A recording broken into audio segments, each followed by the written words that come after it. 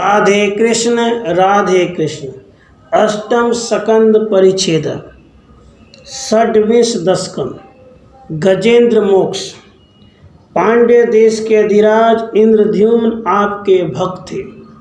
किसी समय वे चंदनाद्रि पर तपस्या कर रहे थे। वहाँ अतिथि सत्कार की कामना से महर्षि अगस्त्य उनके पास पधारे, परंतु आपके ध्यान में दत्चित होने कारण राजा ने महर्षि को नहीं देखा।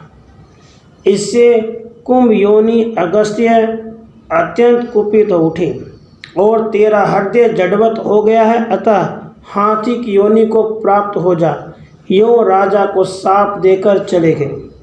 राजा इंद्रद्युम्न भी गजेंद्र भाव को प्राप्त हो गए, परंतु उस समय भी उन्हें आपकी स्मृति बनी रही, इससे उनका वह गजेंद्रत्व भी धन्य धन्य हो गया।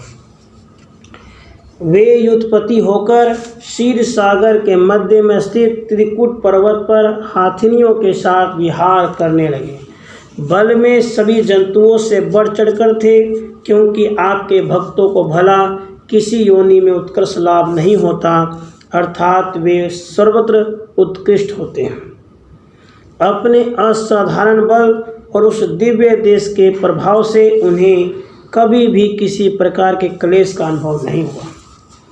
एक बार आपकी प्रेरणा से ग्रीष्मकालिक ताप से संतप्त होकर ये पर्वत के प्रांत भाग में स्थित सरोवर में अपने युद्ध के साथ विहार करने लगे।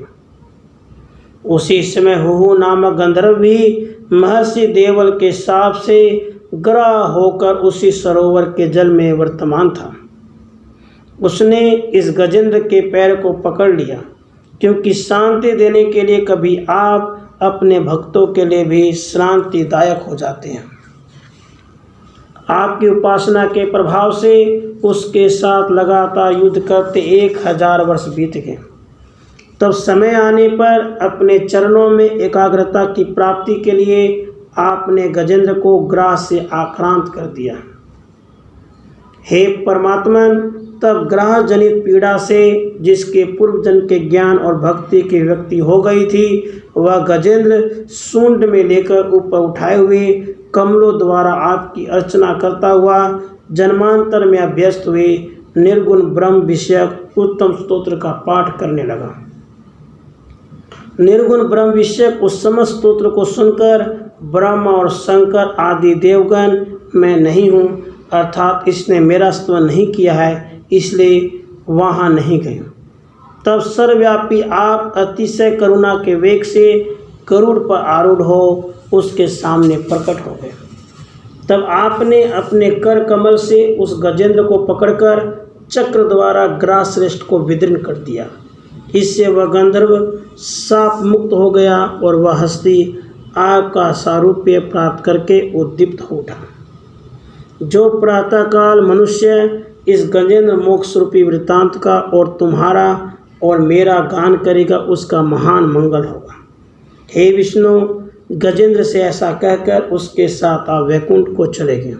हे श्री कृष्ण, मेरी भी रक्षा कीजिए। इति गजेंद्र मोक्ष वर्णम षड्विंश दशकम समाप्तम। राधे कृष्ण राधे।